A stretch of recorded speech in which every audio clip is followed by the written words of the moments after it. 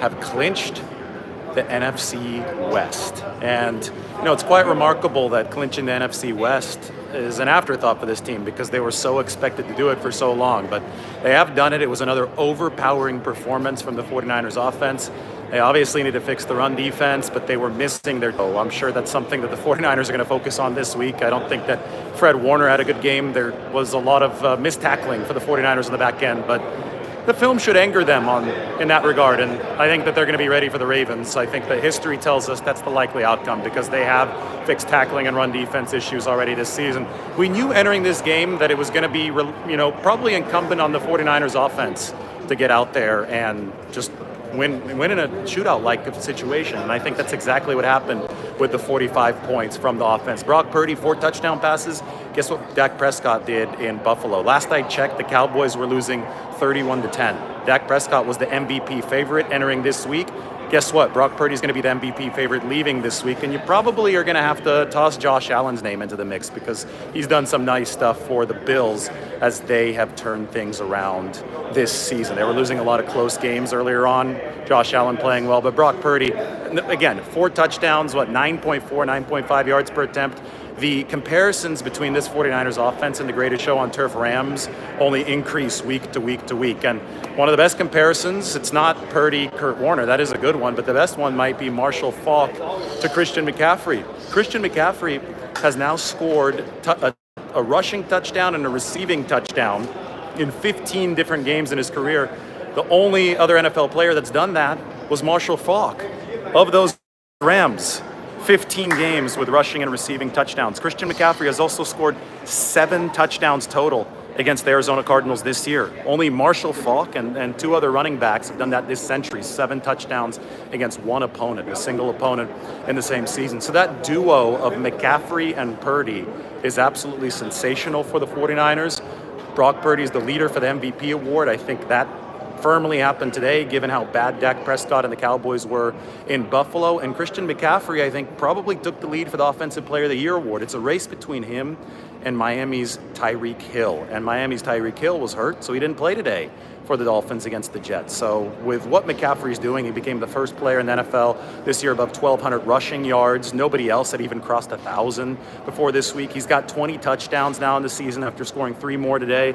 That ties Raheem Mostert, the former 49er of Miami, for the league lead. And Christian, at the same time, he becomes the first 49er to score 20 touchdowns in the season since Jerry Rice. So anytime that your name can be mentioned in the same breath as Jerry Rice's, that is obviously something that is going to lend you to a lot of good superlative comparisons.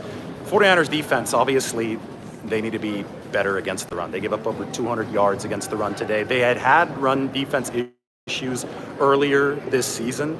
Today, I think some of them were expected since Hargrave and Armstead were playing. I think that you saw a lot of bad angles from the linebackers because you're playing behind a defensive interior that is not as rigid as it normally is. So I think that led to some of the issues. The very first play of the game, Kevin Givens jumped offside, so I think the backup defensive tackle was a little over-anxious. And you have to give credit to Arizona for being able to expose the 49ers that came out there, and I think their goal was to pound rock. The problem is that the 49ers offense got such a big lead in this game. They were so explosive that Arizona had to abandon the run game, even though it was working for them, just because they got so far behind.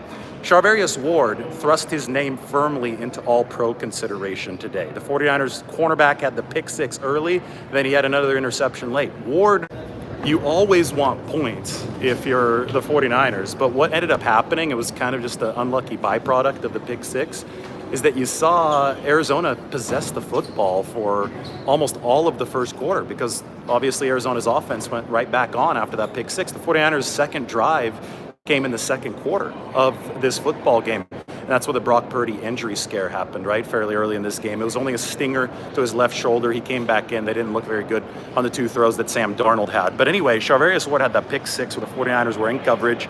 It really boosted the 49ers on the scoreboard, but it made them have to overcome the fact that Arizona was beating them in snap count, beating them in time of possession. The 49ers defense was, a little overexposed early in this football game, and it just didn't pair all too well for the defense with the loss of the 2 defensive tackles. But anyway, Ward, he's been lobbying for himself as an elite NFL cornerback. I think that a lot of what he's put on tape this year, he hasn't been a boom or bust guy. He's been a boom only kind of corner. You know, you look at some of the stuff coming out of Dallas with their cornerbacks, they're preying on pick sixes. Charvarius Ward just hasn't been giving up a lot of catches and a lot of yardage. And now he's getting those pick sixes as well. The 49ers defense had a strategy today. They wanted to make Kyler Murray throw the ball because they knew that their run defense was really struggling and would struggle without those defensive tackles against what Arizona was doing. So once the 49ers dropped back into coverage, like that first pick six from Charvarius Ward on the fourth down, I think they're ready to really grab control of this football game. So another game where the secondary for the 49ers really led the way. You know, it was the same kind of contained game plan that they used on Jalen Hurts, but they used it on the mobile quarterback Kyler Murray this time, and it was spearheaded by Ward. Now, Deommodore Lenoir, the 49ers' other starting cornerback, left this game with a rib injury. He's one of the injuries that we're going to have to check up on after this game. Obviously, we'll follow up on the Purdy stinger, but the good news on that front was that it was Purdy's non-throwing shoulder. It was his left shoulder, so the 49ers do believe that I think he's going to be okay. Obviously, they wouldn't have let him back into the game if that wasn't the case. This team's going to have an extra day to rest before Monday Night Football. The at Jacksonville tonight. So, you know, rarely do you have a regular season legacy game. I think Monday Night Football against the Ravens, which, you know, a lot of people were already looking forward to before this game even ended. I think that game is, it might determine the NFL MVP award this year. It might determine the Offensive Player of the Year award this year. So both Purdy and McCaffrey are going to circle the wagons for that game against the Ravens, but the Ravens obviously still need play tonight before it is set. That's going to be Monday night, Christmas at Levi Stadium. Obviously, the 49ers still have a lot of team goals in front of them.